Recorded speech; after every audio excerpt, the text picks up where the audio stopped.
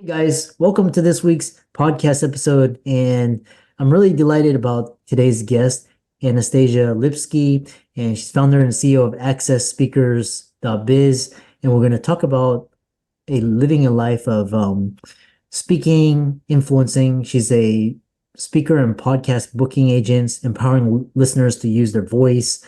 I'm really happy to have her on the show to motivate and inspire the audience. So, Anastasia, welcome. Thank you. Thank you. It is a pleasure to be here. It's always nice to be on a show after I've listened to a few episodes and be able to converse directly with you instead of just hearing you talking with somebody else. So it's an honor. I really appreciate it. Yeah, and it really is an honor to hear when guests hear that. Oh, it's like listening to you and seeing you in person. It's great to see that. So set the stage, talk about your experience and background and what you do. Well, it's a little convoluted as life happens with a lot of people. We often end up in a space that we would never have imagined. So my world, I worked in tourism for 30 years. Worked for cruise lines, tour operators, hotels, all of that. And I was mostly known for working with international ground operators. And that was kind of my forte, but I did a lot of event planning, excuse me, management, like putting on lavish events around the world. And so I kind of had that experience under my belt. And everything was moving and grooving until basically 2008. Now I happened to walk away from a very lucrative contract. I was very, happy with the job that I had, but things weren't quite what I wanted. And I had never been unemployed. And so I left thinking that it would not be a problem getting work. Well, that was a really bad year for anyone in tourism. And Mm. I basically spent over the next 2 years, I sent out over 1,000 resumes, and I was not relocatable, which can be hard in tourism. And then God just kind of dropped this in my lap through some convoluted things tied into early social media days, my event planning experience that got me in the door for a conference. And next thing I know, I've got someone who is asking me to book her to speak to local Rotary clubs. She was a sustainable farmer. And I didn't know what I was doing, but I was unemployed. So I was like, I'll try it. I don't know. Because she just said, everybody in town. My business coach said I should be speaking about my farm to grow the farm business. So I just jumped in. Turned out to be her number one marketing tool because all she did was talk about sustainable agriculture, and then people would come and tour her farm, and then they would end up signing up to become basically CSA, or community sustained agriculture, where you are subscribing to getting a weekly box of meats and vegetables from this organic farm. So that was worth a lot of money for her. And next thing I know, she's telling everybody she knew, and a business was born. So I would never have dreamt up a speaker agency that focused on platform marketing speakers, basically people who speak for free to grow their business, or speak to sell speakers, that there's so many different terms for it. So it's not a traditional agency that books paid speaking engagements. It's people pay me to book them to speak for free because they know that it works. In particular, if you are the product, you are the service. And then that way, through speaking, it's like sample advertising, which is the best form of advertising that's out there because people get a taste for who you are and what you're about. So that's kind of where I started. And everything was great. And then March of 2020 happened and I lost everything. Yeah. So the only other free speaker agency that I knew of, she closed her doors that April. And Mm. it was brutal. But I had clients who had asked me if I would book them on podcasts. And I always said no. There's just no way I could, it just didn't have the bandwidth. It was a totally different animal. And now I've got nothing. And keeping in mind that all of my clients, they were using speaking as a marketing tool, and now they're grounded. Okay, especially in the very beginning of the pandemic when everything wasn't virtual yet. Eventually, they were able to start speaking virtually, which is still not the same as in person. And I've noticed the attendance of in-person events still is not what it was beforehand. So the interesting thing was when I reached out to my clients and said, hey, let me dip my toes in podcasting. Do you want to try it? Everyone who said yes is still podcast guesting, even though they're speaking again, both in person and virtually. So there's something to be said for the value of podcast guesting to supplement people who are speaking, whether they're professionally paid speakers or they're speak to sell speakers. Either way, it's the same in the sense that you get that continual exposure, the visibility. All of that is just a huge part of it, and the digital footprint is much more vast in the podcasting space than it is the speaking. So I feel every speaker would benefit from doing podcast guesting. Not all podcast guests want to do speaking. They are two different animals. And you can use them separately. You can do it separately, but the two combined is like that, 1 + 1 = 3, right? It's that same type of synergistic build, if you will, when people are doing both. So that's kind of my short version of how God just walked me down this crazy wild path and dropped me here, because I would never have thought of doing this. Yeah, so a lot to unpack there. One question I had was this idea of and I love this idea of kind of like podcast guessing as a clip or reel for like the actual speaking engagement. You have this term as why podcast guessing isn't giving you the returns you expected. What's going on there? There are a lot of people that are jumping on the podcasting wagon, okay? Either creating their own shows and or deciding I'm going to be a guest. And they just start booking themselves mamby-pamby all over the place. And then, 6 months down the line, they're like, yeah, it didn't really work for me. What I find more often than not is they really don't have a strategy in place. This is not something as simple as you just show up on a show and magic is going to happen. I think the biggest mistake that people make is not having clarity around who they want to get in front of. And therefore, they're getting on the wrong shows.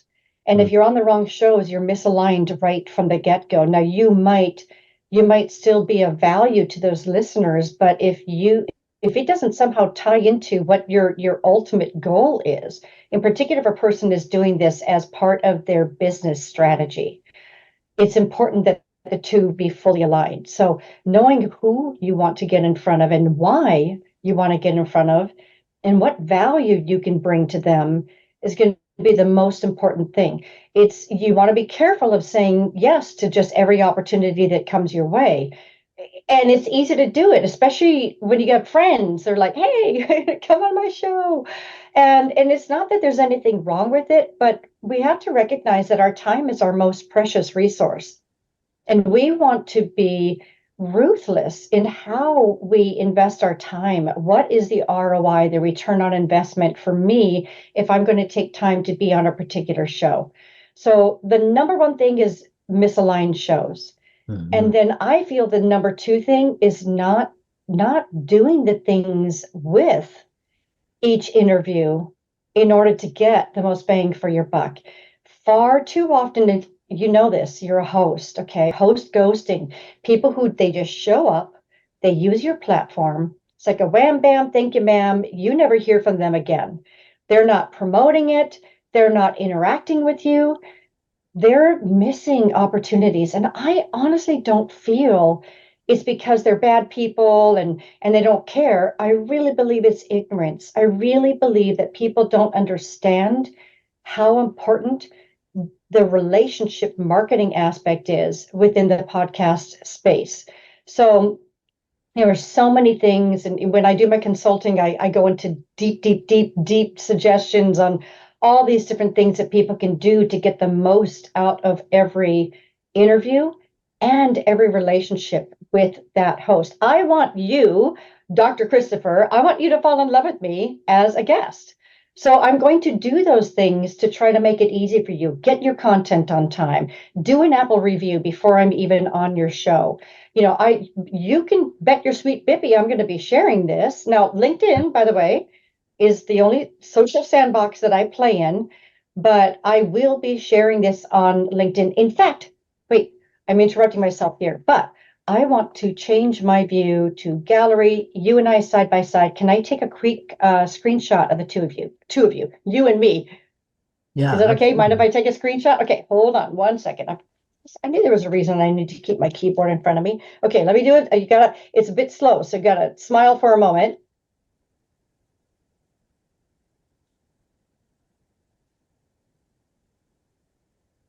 Wait. Did that grab it? I don't know if that grabbed it. Hold on 1 second. My screen print has changed. Okay, hopefully that helped. And there we go. Okay, so the reason why I do that is because I'm actually going to share about our interview today, even before it's aired. So I do recommend, I'm kind of demonstrating for all your listeners right now, if y'all want to be an amazing guest and you want to get as much exposure as possible for both you and the host, when you're doing your interview, do a screen print and then share that socially that day. And I'll be putting it on LinkedIn and I will be sure to tag you. One other little tip for a lot of people that they do not know about that I see happening over and over and over again is that people will use a third party app to pre schedule a post on LinkedIn, and you can't tag people if you do that. The only way to tag a person on a LinkedIn post if you pre schedule it is if you pre schedule it through LinkedIn.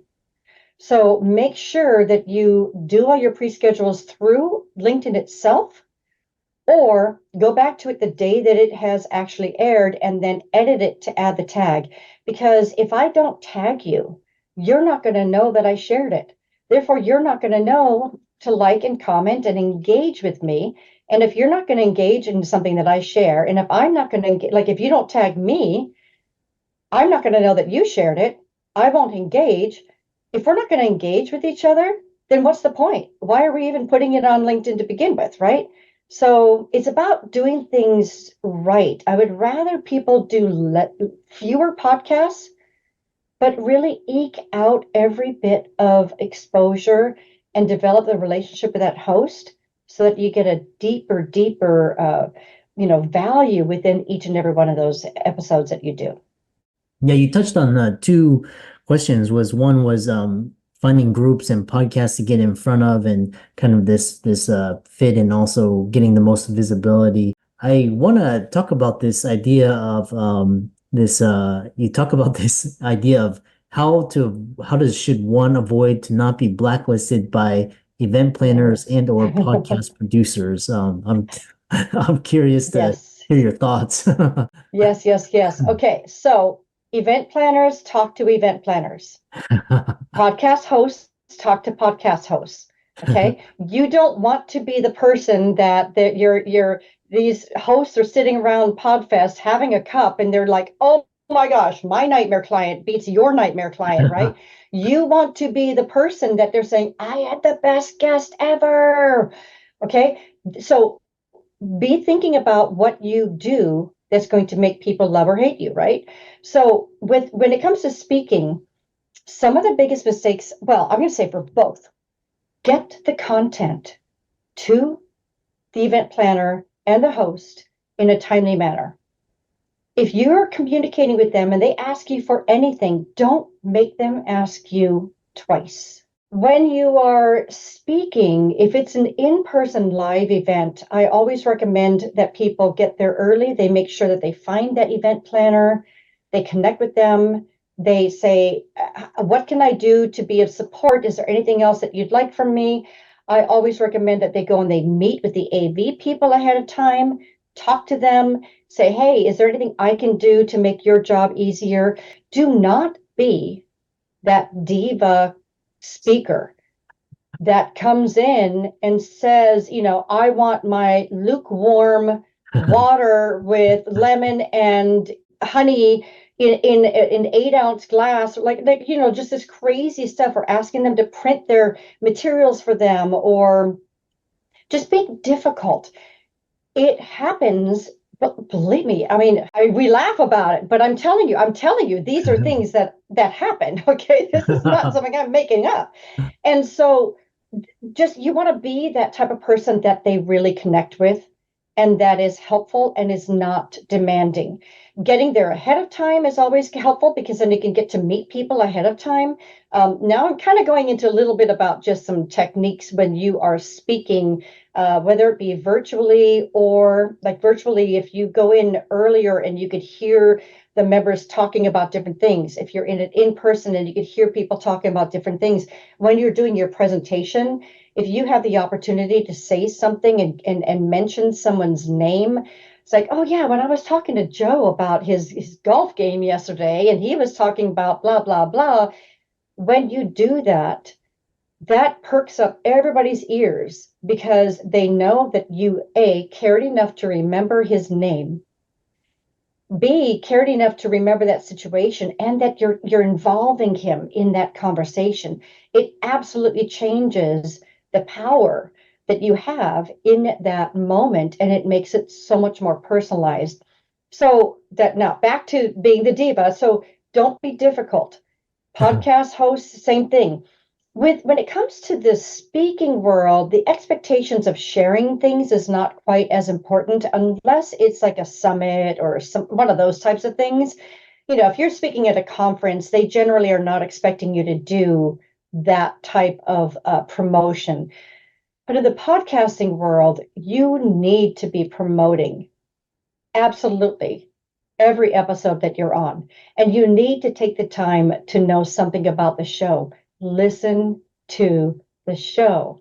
Make sure that you understand how this person flows. I've listened to at least 2 episodes with you so far because I want to be familiar with your voice and how you just navigate conversations. So, yeah, number one, I say get them what they need, get it to them on time, and connect with them. Somehow be connected with them before you even do the event, and certainly afterwards.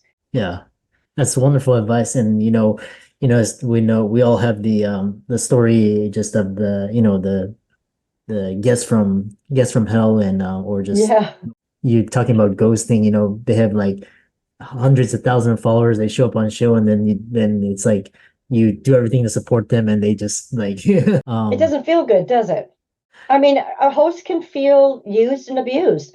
I mean, the truth is, you and anybody else out there who is a host or is considering being a host, it's a lot of work.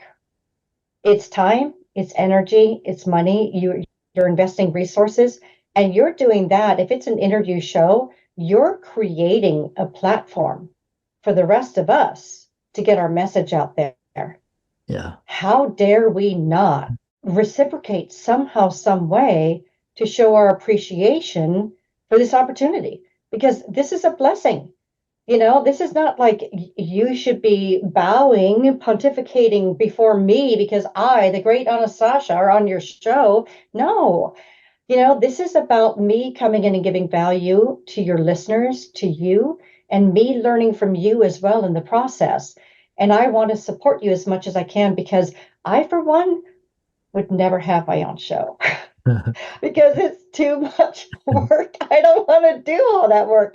So I recognize it and I honor you and I thank you for all that you do.